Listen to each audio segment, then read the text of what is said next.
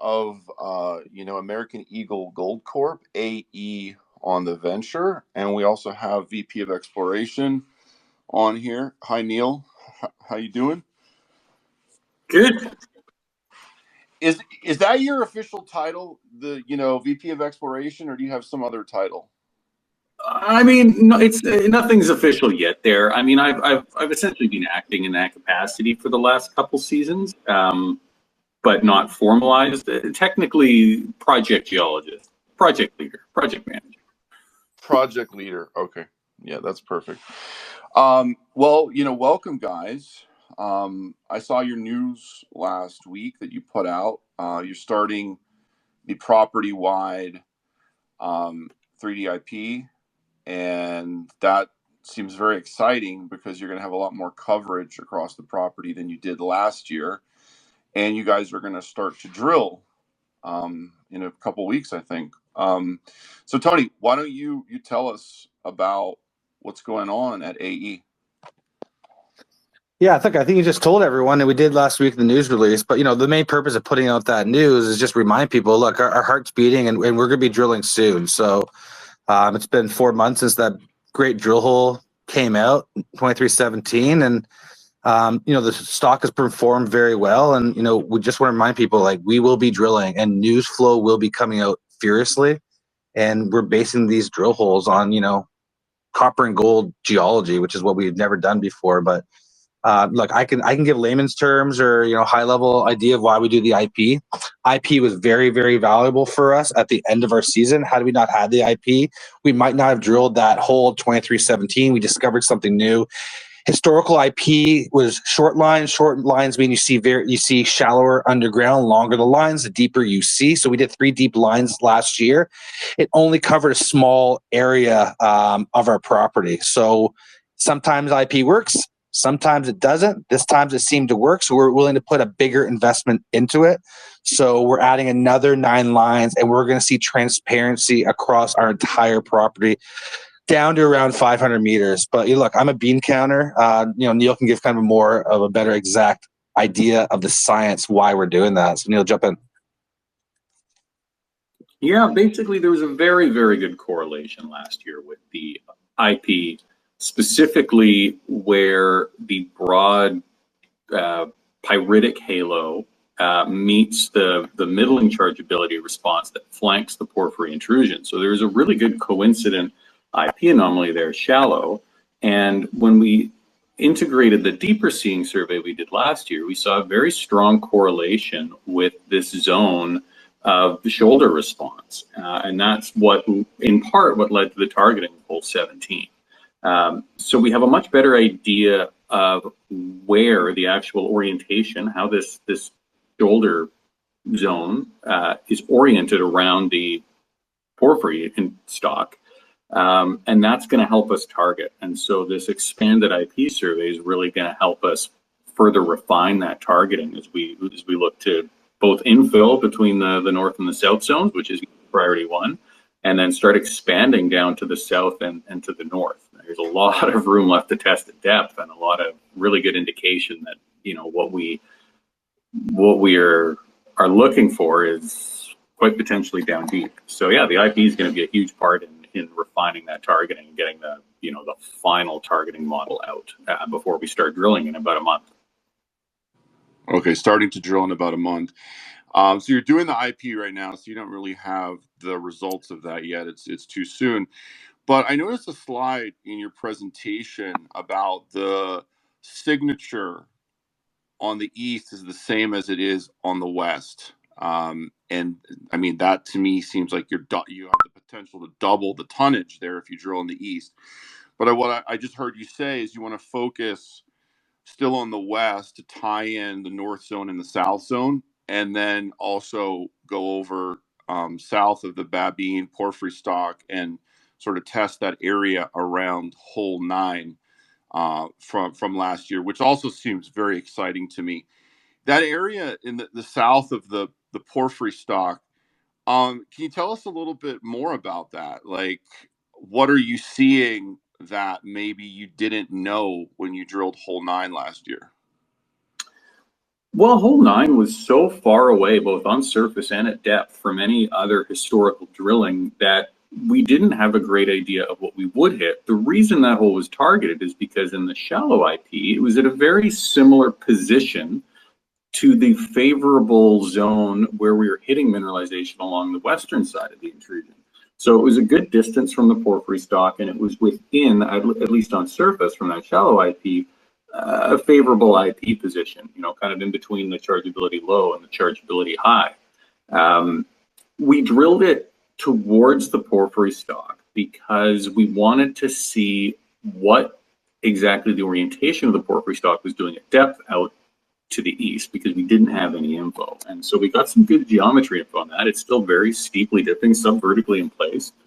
And when we got the results of the reconnaissance IP survey back, the deeper seeing IP survey we did last year, it showed that the most favorable zone of that shoulder at depth is maybe a little bit further to the south of where we put that collar. So basically we're seeing a lot of geophysical similarities and similar styles of mineralization as well, disseminated chalcopyrite, some molybdenite along fracture surfaces, a little bit of bornite. So really, really good stuff to see. Like a lot of smoke, as we'd say. So we're definitely still within the system there. And, that's only about halfway along the southern margin of that intrusion. So there's a lot of room left to test in between where our main drilling zone was and stepping further to the east and up and around to the north potentially. I mean, that's not the focus of this season, just given our access constraints and the fact that we already have a really good target to test and expand upon, which is along our western zone. But that's going to be the focus of sort of systematic exploration, stepping out towards these zones where we know there's some really good smoke. And we're hopefully going to be guided a bit more by the IP as we get this back. So you're going to start. I'm assuming that you're going to start with holes to tie in the north zone and the south zone, and then later in the program, you'll step out to the south of the porphyry stock and sort of drill in the area, between, let's say, hole 2310 and 2309. Is that a fair assumption? Yeah, that's part of the plan right now. There's also a plan to step a little bit further north of where our limits of drilling were last year and explore to depth. Again, a lot of that's going to be guided by the deep IP as well, but we have some really good indications from our sulfide speciation that, that's a potential source. I don't want to say for sure because this is still exploration, but of maybe, a bit more of a central source from where these hotter, more oxidizing fluids are originating. So yeah, there's going to be an emphasis on trying to test that as well. And we'll have 2 rigs, so we'll have a really good shot at fitting all of that in this season. 2 rigs. Okay, so it's going to be 15,000 meters. Is that 30 holes or not quite 30 holes total? No, it'll be somewhere between 15 and 25 holes, most likely. It depends on what we're seeing, right? Like last year, I keep saying this, we had a bunch of holes planned that were going to be quite short to test the near surface zone along the southwestern corner of the intrusion, where the near surface high gold grade was, but we kept encountering mineralization, and those ended up being some of the strongest holes of the program. So it's really going to depend on what we're hitting. And, if our theories are correct, there's going to be quite a few pretty deep holes this year, just extending near surface mineralization right down to depth. So that's the goal. But yeah, somewhere between 15 and 25 holes, I would say. Okay. And, Tony, coming back to you, I remember you were in Vancouver there with me in January, and you got up on the stage and you had this, metaphor that the company that has the property around you has France, but they forgot to get Paris. And obviously the idea is that the NAC project is Paris. I'm just, looking at the property footprint, and obviously it's quite substantial, but I'm also, wondering what your thoughts are about the Duke property that, sort of, is all around NAC. Well, when we first looked at NAC, my uncle who passed away, found it for us. And, my always concern was it's only 25 square kilometers and, Duke's 30 times the size. But he said, listen, your property doesn't have, like your property, people want these big jurisdiction style properties when they don't know what to test and they don't know where the mineralization is. But he said, you literally have the heartbeat right in the center of those 25 square kilometers. And you can fit a pretty darn big mine right there. So you don't really need that other area, given you kind of have a focus, right now. Look, I want other companies to do well, specifically ones in the region. So the only thing that would make me, nothing make me happier except maybe, bringing NAC forward than, Duke or Commander making another discovery. It helps out the region, brings more eyeballs to it. But for the time being, people are always asking us, are we going to buy Duke or AMARC? The answer is absolutely not. Our focus is on NAC. And, right now, based on what Duke's drilling, I think the only benefit for us with Duke, essentially, if we have a mine and, we want to have an ESG footprint and maybe raise some cattle on it. But I think most of the mineralization is right on our property. And I think that they're kind of figuring that out. Okay. And back to Neil. I watched the Charlie presentation from Keg, and I thought it was excellent. In fact, I had to watch it twice to really wrap my brain around it. Can you add more color on his commentary that the dikes are what's driving the grade in certain areas at now, and there's an idea that you could target where the dikes come together at depth. Can you add any color on that? I mean, yeah, I could, but I believe we have Charlie here, and if he presses request to speak, then Charlie himself can lend some color to that. Oh, okay. What's his handle?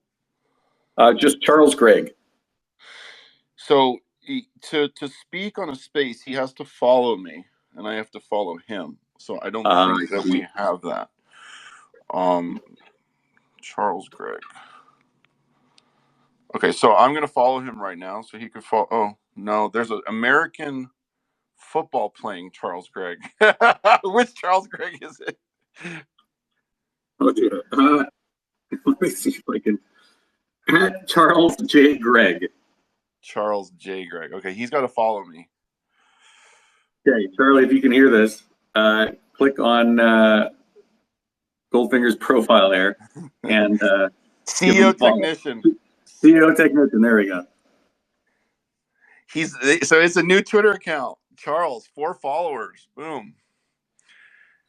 You got it just for this, Rob. Okay. Well, while we do this, you got any other questions? Oh, I do have. I got a lot of questions. We could be here for an hour. All right, so I'm going to ask you a really forward-looking question to either Tony or Neil.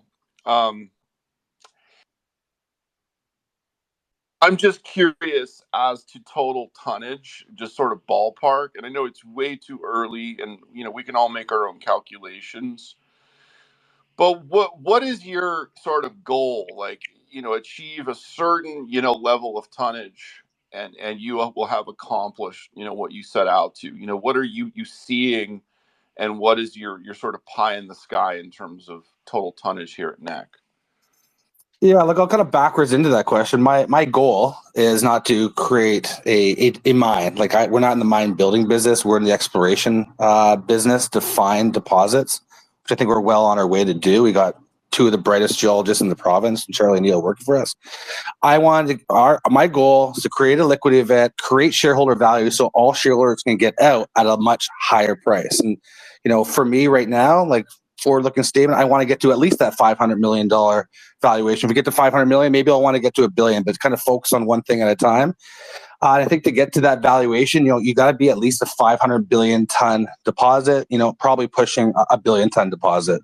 If we hit blue sky, and, everything wraps around that porphyry, donut, and it's 1,000 meters deep with good with good mineralization, there's no reason why we can't even get far above that 1 billion tons. But I think the achievable focus is 500 million tons. And once we get there, I think then we try and focus on getting to a billion tons. And once you do that with some decent grade in BC, you're a takeover target. And I think we can get there relatively quickly. It'll take about 40,000 meters, but I think we can prove out our hypothesis in a year or two. We weren't really doing systematic drilling in the past. We're trying to figure out what's what, and based on very limited deep drilling. But I think we have a bit of a tiger on the tail, and Charlie can kind of tell you that as well. But the focus is just keep on hitting good holes. I think the old school way of thinking is that you got to get a resource. But that's changed a lot. Anyone that comes and buys your company, let's say Teck or Glencore or BHP come in, yeah, they'll look at your resource, but those guys, those multi-billion-dollar companies, they have their own resource teams in there. So they might look at what you have, but you sure as better believe if they're going to spend $1 billion in your company, they're going to just take your data, they're going to tear it apart, and they're going to build their own internal resource. And I think, building those resources, what the old school folks, thought they should do. You pay for IR, and then you build your own resource, shows people the size. But in the end, it kind of creates a glass ceiling. Once you have that resource, it kind of shows that that's all you really have. And whether that's true or not, it's kind of the perception. So we just want to push this thing to the boundaries at depth, grade-wise, and out and around that porphyry stock. So as long as we keep on drilling and showing that we're kind of building out from that main area of interest that we drilled in the last 2 years, I don't think we have to, develop a resource. Companies in our data room will be able to do that, but we'll just keep on pushing and pushing and pushing and get that valuation up. So that's kind of my focus. And there's so many areas to drill. I don't really want to put the pens down and start to develop a resource. And I look at, the best discovery in the last 20 years in terms of how guys ran the company. That's Great Bear. And Kinross bought them for $1.9 billion with no resource. So that's kind of the new kind of, model that I'm kind of looking at. So not saying that we're Great Bear, but that's a model that we're trying to follow. All right. Very good. Charlie, so you can unmute your mic and you can tell me how we vector into the high grade sweet spots at NAC. Bottom left, the mic button. Right. Oh, there we go. Okay. How about that? Very good. Excellent. Wow, that was quite the exercise. Obviously, I'm not a Twitter Twitter kind of guy. Maybe I'm not a twit. Maybe that's a good. I like that. I like that. Now, Charlie, it's X. So. Oh, okay, that's better. Yeah, X marks the spot. Well, I think there was a question earlier about the dikes, etc. Well, there is quite a number of different kind of dikes, and almost all of them, but one very late one, which almost seems like a single one so far from our drilling, bring some grade along with them or are associated with grade. So I think the way to look at that kind of complexity that you see at NAC is to just dumb it down. And basically, I think the rocks that bring the most and are the best to target are the host rock conglomerates where there's the most number of dikes. So if we can figure out where the dikes are going, regardless of what kind they are, and where there's the largest number of them that kind of come together, that's a simple way of targeting, the best spot. So what are the rocks that have been around the longest? They're the conglomerates. It seems very early on in the game, in the evolution of this system, the stock and the associated dikes that come with it. That conglomerate has been around for the longest time, and it's very permissively altered. It has a lot of biotite and magnetite in it. Those are iron-rich minerals that like to be sulfidized. I mean, have sulfur-rich minerals like chalcopyrite, chalcocite, bornite. They like to get changed into those minerals when the hydrothermal solutions come in, and the hydrothermal solutions seem to be associated with the dikes. You put all those things together in the conglomerate host rocks along with those dikes, and that makes your best grade. I think it's just simple way of looking at it. The conglomerate host rocks where they're nicely altered, and they're nicely altered around these dikes, and lots of dikes, and bingo.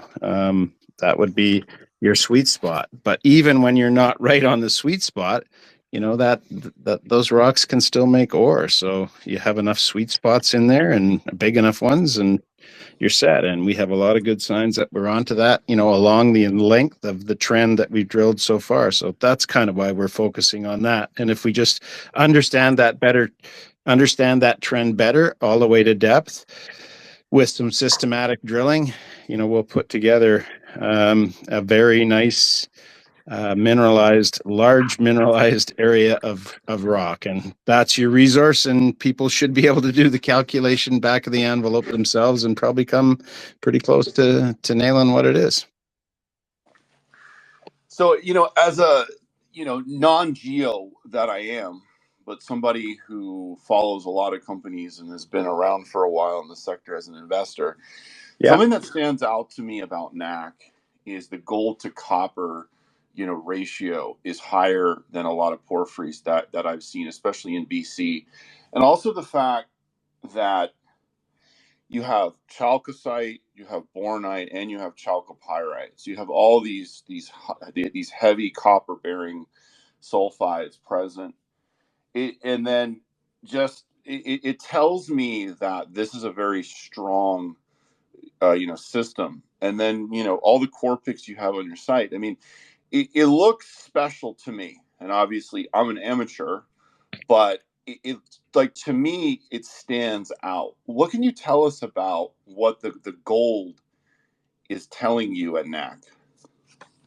Well, you know, I guess, you know, one of the things that you're right. I mean, NAC is atypical, particularly for this Babine belt. It seems like it's a little bit more gold rich, but not, you know, there certainly is other good examples in the Babine belt. I guess it's more atypical for the standard BC porphyry, but the standard BC porphyry is kind of changing over time. And there always has been quite a few gold rich porphyries in BC. Maybe that initially wasn't the focus.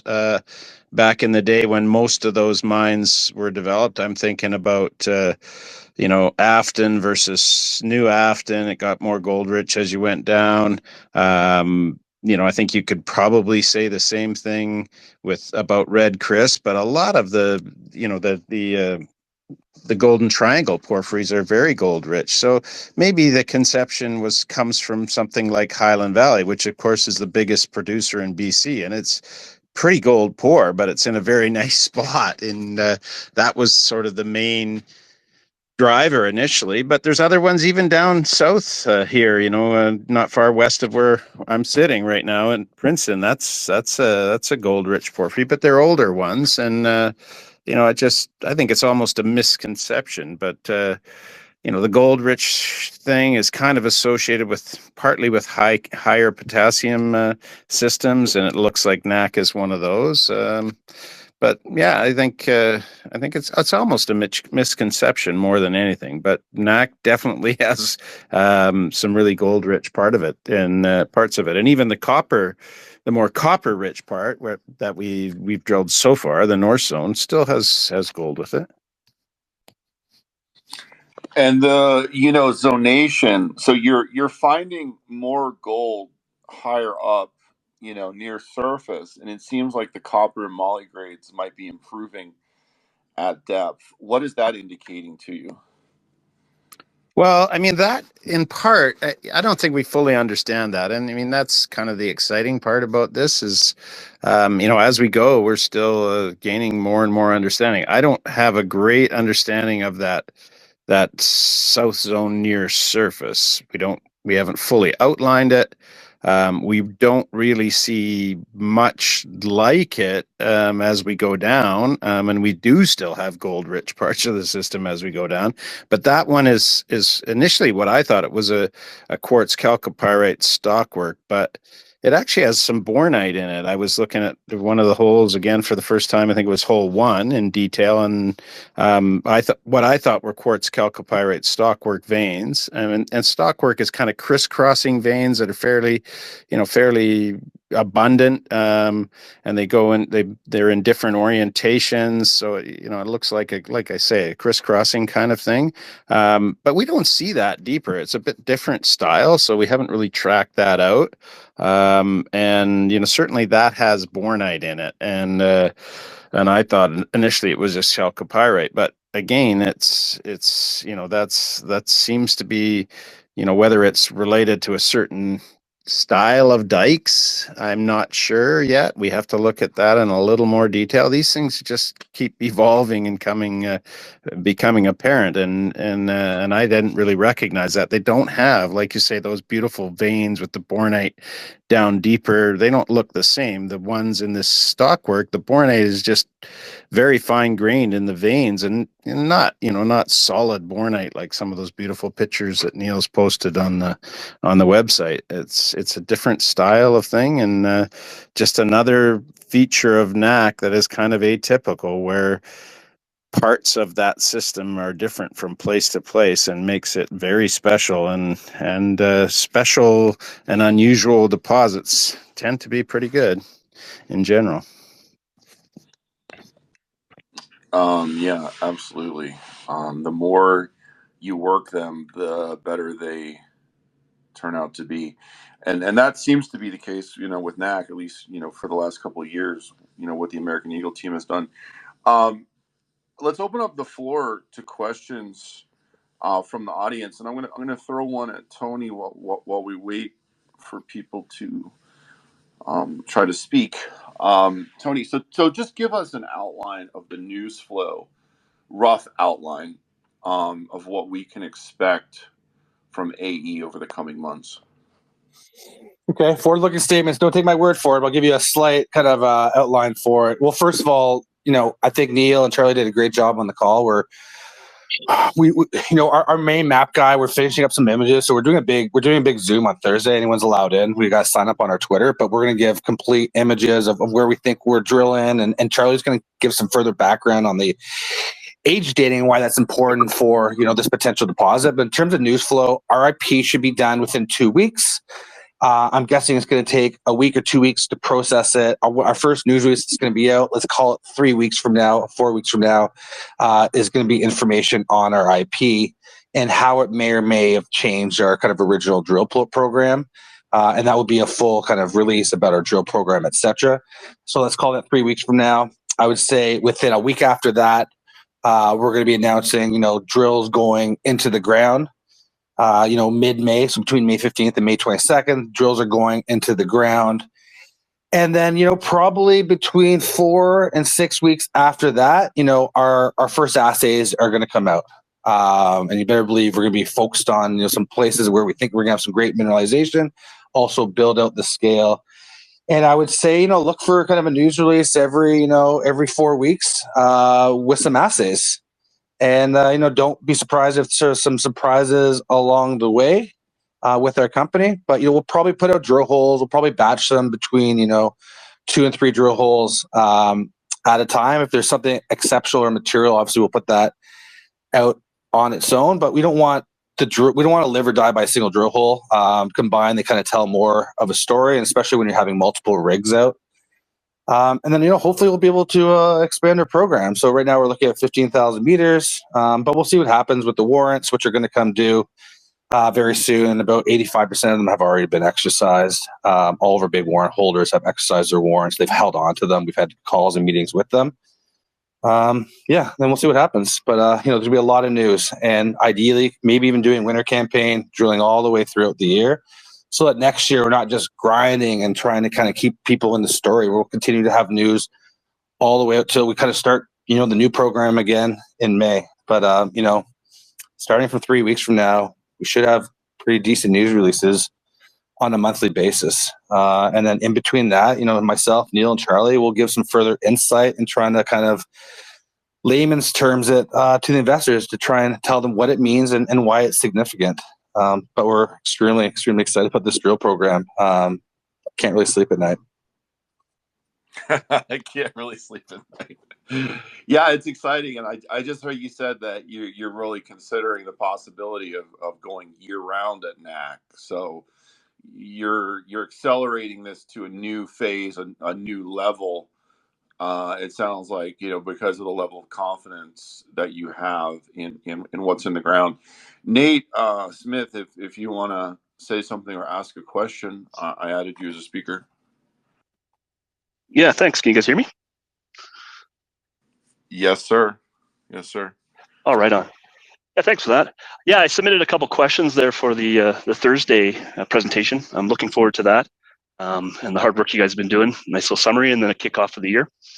Yeah, the one question I didn't submit that I'm hoping maybe you can touch on a little bit, as far as some of the logging in the area and access, how has that progressed here?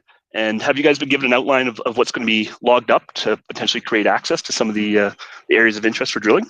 So I'll take that. Actually sent a message to the loggers last night. I'm meeting up with them on May 14th. I'm going up to Smithers for ceremony that's happening for the First Nations with the salmon. And we're meeting with the loggers there. And we spoke to them earlier on in the year, and they told us that they're going to kind of clear cut. There's clear cut blocks that they have. And I don't know the sequence. It's not my business to know it, but they said that they're going to cut it so we don't have to build roads or have a helicopter, essentially to access that entire donut around our property. And that's going to happen in the winter of 2024, early 2025, from what I understand. Yeah, right on. That's great. Yeah, so maybe an update later on in the season here after it's kind of getting into it. We can see a little bit more of an overview of that if you can provide it. That'd be awesome. But we're building. Well, that's the only question I had for now. But Neil can touch on that too. Neil, like we're going to build a road. It's not too expensive to build a road to get to where we are in 09. So the reason why we didn't do that before was we didn't want to start building a road and having disturbance of trees when we didn't know if anything was there. We didn't know if anything was there at 2309, and we drilled a great hole on 2309, considering the circumstances of us not having a whole lot of information. So it gave us enough knowledge and understanding of that area that we feel it merits actually building a road. So we'll have access to that whole area going all the way out to 2309 and beyond. Where the clear cutting really helps is kind of getting over northeast of where that porphyry stock is, wrapping all the way around that entire donut. But access is going to be pretty good this year. Yeah, so I mean, to that point, the access is excellent along our main zone of focus, which is an incredible stroke of serendipity that where the best mineralization is known to be in the property ended up being logged in 2021. And so that's provided the best access right now. And so our main focus for this season is going to be working within that. We want to leave as little environmental impact as possible. That area out to hole 9, before we think about punching an exploration trail in there, there's going to be some boots on the ground. There's going to be some reconnaissance looking for outcrop. It's a big area of forest with very little information on it aside from hole 9, right? And hole 9 was excellent to see. It was a very good indication that potential lies in that area. But, we're not just going to blaze a trail straight from hole 1 out to hole 9. It's going to be somewhat systematic expansion out of there. A lot of it's going to depend on IP. A lot of it will depend on what field crews find, if there's any really good outcrop info. And what we know from hole 9 was that there was some very good mineralization right at surface. So if there is any outcrop in that zone, then that can really help us, plan the trail as well. Additionally, up to the north in terms of access, there is a cut block that's going to be coming in from the north side, so it'll spur off a little bit further up the Nakalinarak Lake Road. But that's going to provide really, really good truck access to the northwest of the property as well. So, we don't want to go whole hog on the exploration trail when we know that there's a very, very high likelihood this winter that we're going to have much, much better access for 2025. So, we focus on what we have right now, and then do everything systematically out towards these zones. But yeah, the synergies with the logging could work out very, very well for us. All right, final question. I guess probably Tony, you'll take this, but open to hearing from Charlie and Neil as well before we wrap up. Let's say we fast forward to January 2025 and we're talking in Vancouver about what happened in 2024. What will a strong season, look like for AE, this year? Like, what are the key milestones and key objectives of this year for you, and what should investors want to see? I think the first thing you want to see the connection of hole 17 to 12. Make sure that there's the continuity of mineralization between that north and south zones. I think that's number one. Number two, you want to make sure that grade's kind of similar to what you saw in 12 and 17. 17 had 606 meters of 0.74 copper equivalent. 12, I believe, and Neil, correct me if I'm wrong, was a 475 and 0.62, kind of from close to surface. Yeah, that sounds about right. Yeah, they're very broad intercepts. I think the other one is, we want to show there's continuity of mineralization going over to 2309, showing that wasn't an anomaly. So build that mineralization out there. And obviously the hardest thing to predict is, which I'm pretty certain that there's a source to this where the dikes come together, they source from. Obviously Charlie and Neil, being professional geologists, aren't going to be as hand wavy as I will. But I think the third thing is, hopefully kind of finding that source. And that would just be the coup de grace for me. So it's kind of those three things in order. No pressure. Hey, Charlie, no pressure to diamond. At depth.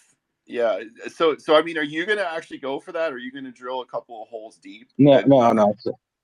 So Neil, you jump in after me. I'll give, first of all, Charlie, no pressure, no diamonds, right? But look, I'm not geo. Pretty sure it doesn't rain copper, and there's a lot of copper there. So I'm kind of thinking it's coming from somewhere. Obviously, there's more of a science behind it, and Charlie and Neil have their geological degrees on the line here. But I think it comes from somewhere. But I don't know, Charlie and Neil, you want to kind of jump in there?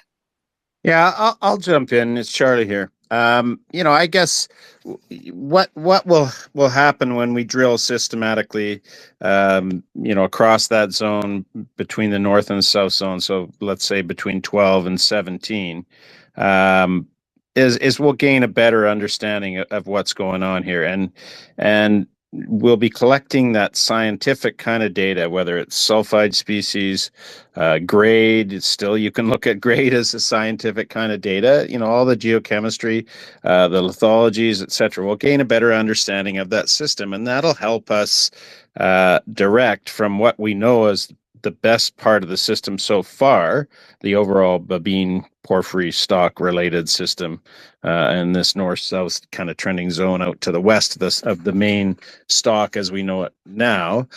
Once we gain that better understanding, it'll help us direct our drilling. I mean, we're not going to just launch a deep hole without some very good supportive vectoring style scientific information. So we'll gain that, and I think in the course of doing that, we will demonstrate continuity of mineralization. I'm pretty confident we'll be able to do that.